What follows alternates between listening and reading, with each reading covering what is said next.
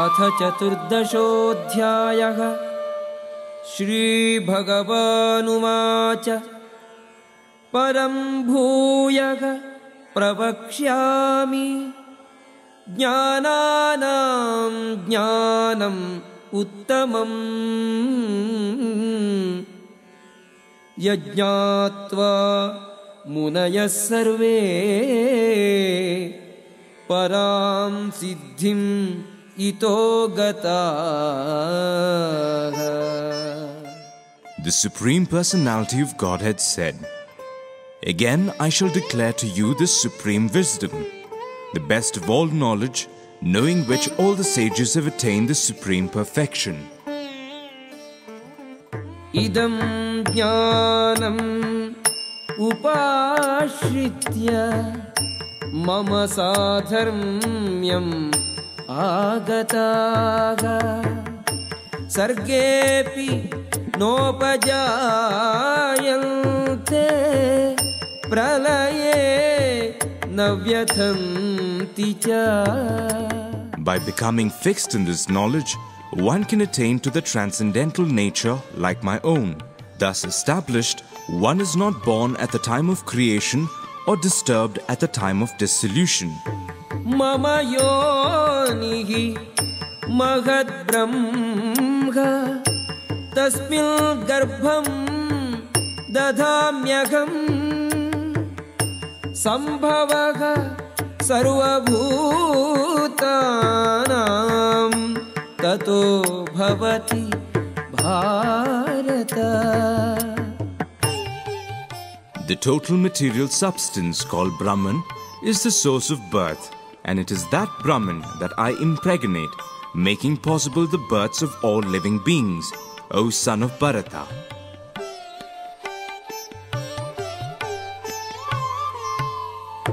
Sarvayonishu kaunteya murtayaha sambhavanti yaga tasam brahmamahadyonihi aham bijapradaha pita. It should be understood that all species of life, O son of Kunti, are made possible by birth in this material nature, and that I am the seed-giving father. Sattvam rajastamayiti gunaha prakriti sambhavaha nibadhanti mahabaho dehe dehinam avyayam.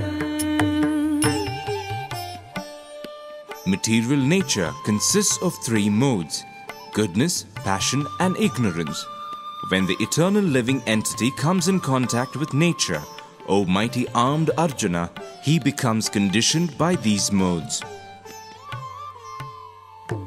Tatra sattvam nirmalatvat prakashakam anamayam sukha sangena badhnati jnana sangena chanakha. O sinless one, the mode of goodness, being purer than the others, is illuminating, and it frees one from all sinful reactions. Those situated in that mode become conditioned by a sense of happiness and knowledge.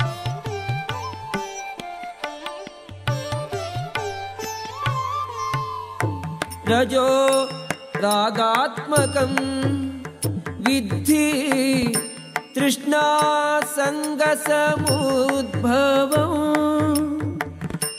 tannibadhati kaunteya karma sangena dehinam. The mode of passion is born of unlimited desires and longings, O son of Kunti, and because of this, the embodied living entity is bound to material fruitive actions. Tamastvajnanajam vidhi mohanam सर्वदेहिनां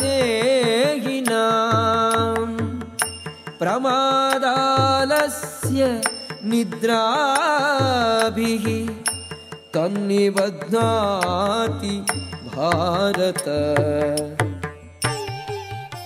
O son of Bharata, know that the mode of darkness, born of ignorance, is the delusion of all embodied living entities. The results of this mode are madness, indolence, and sleep, which bind the conditioned soul. Sattvam sukhe sanjayati Rajaha karmani bharata Jnanamavritya tu tamaha Pramade sanjayatyuta. O son of Bharata, the mode of goodness conditions one to happiness, passion conditions one to fruit of action, and ignorance, covering one's knowledge, binds one to madness. Rajastamascha abhibhuya sattvam bhavati bharata rajaga sattvam tamaschaiva tamaga sattvam rajastatha. Sometimes the mode of goodness becomes prominent, defeating the modes of passion and ignorance, O son of Bharata. Sometimes the mode of passion defeats goodness and ignorance, and at other times ignorance defeats goodness and passion. In this way, there is always competition for supremacy.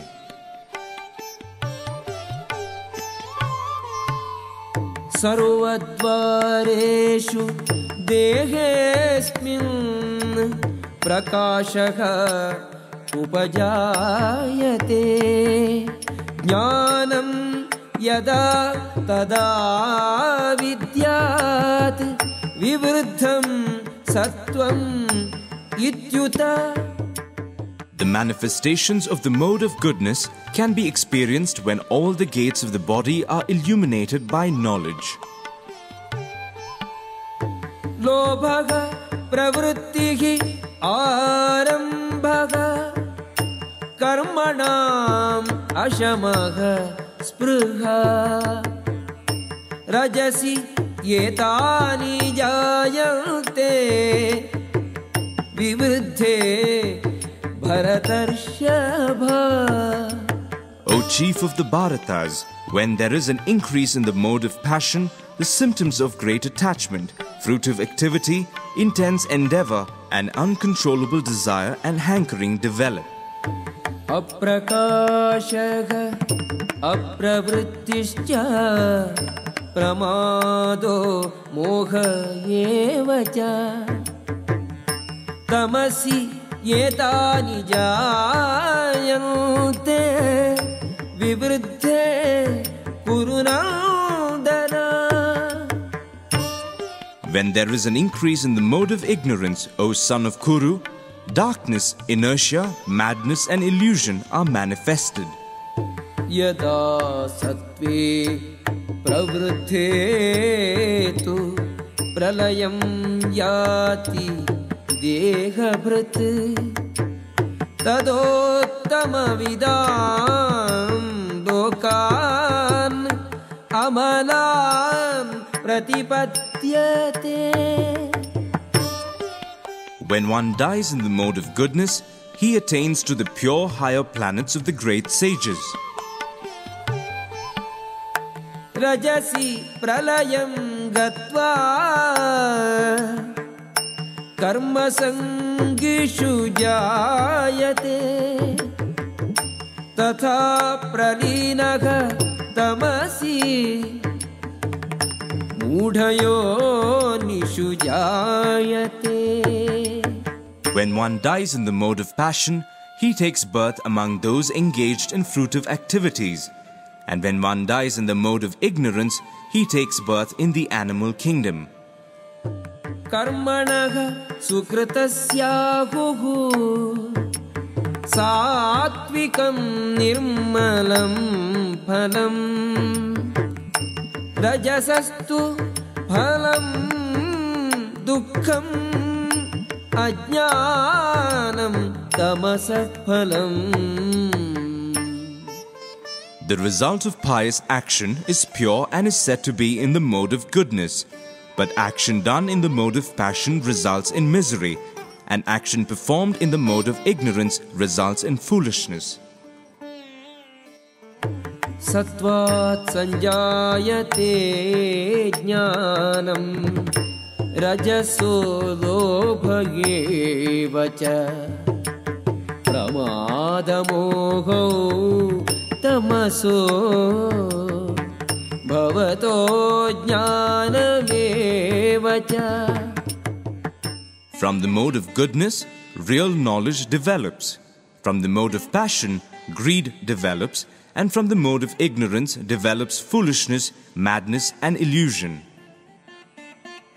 Urdhvam gacchanti sattvasthaga madhye tishtanti rajasaga jaghanya gunavrittisthaga adho gacchanti tamasaga.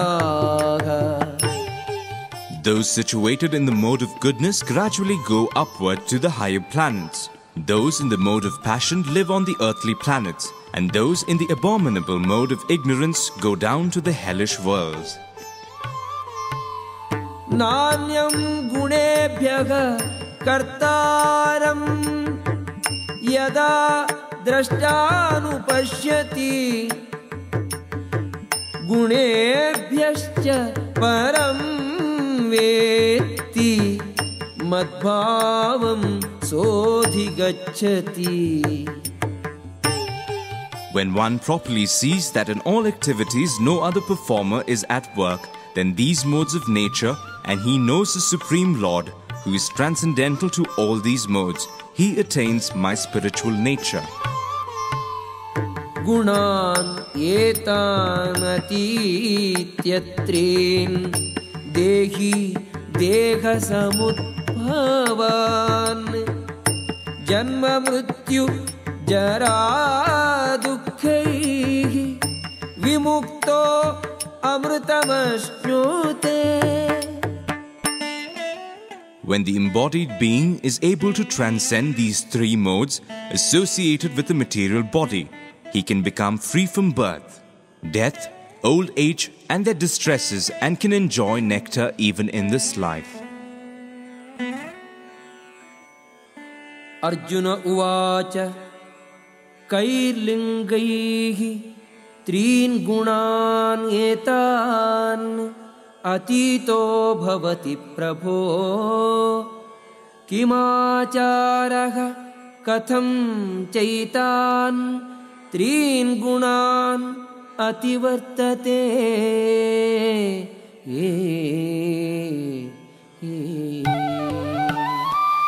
Arjuna inquired, O my dear Lord, by which symptoms is one known who is transcendental to these three modes? What is his behavior? And how does he transcend the modes of nature? Shri Bhagavan uvacha prakasham cha pravrittim cha mohameva cha pandava nadveshti sampravrittani nanivrittani kankshati udasinavadasino गुणैर्यो न विचाल्यते गुणा वर्तन्त इत्येव योऽवतिष्ठति नेङ्गते.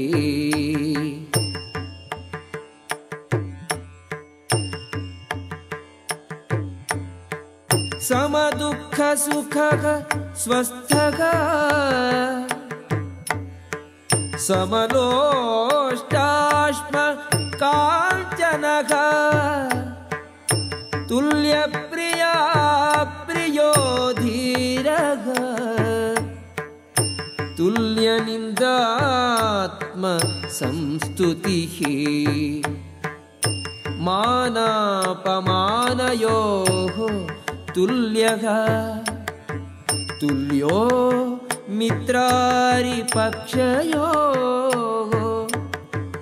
सर्वारम्भ परित्यागी गुणातीतः स उच्यते.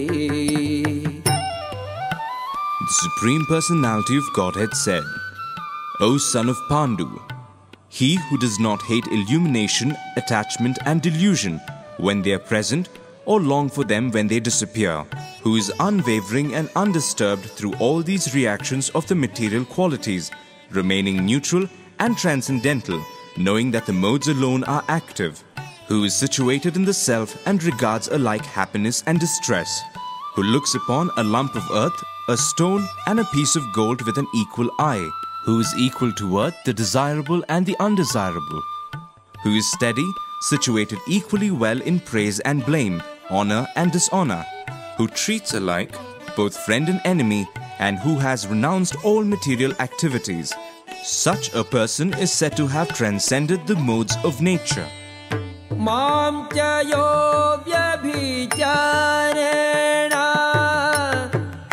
bhakti yogena sevate sagunan samadhityaitan brahma bhuyaya kalpate. One who engages in full devotional service, unfailing in all circumstances, at once transcends the modes of material nature and thus comes to the level of Brahman. Brahmano hi pratishthaham amritasya avyayasya cha shashvatasya cha dharmasya sukhasya cha. And I am the basis of the impersonal Brahman, which is immortal, imperishable and eternal, and is the constitutional position of ultimate happiness.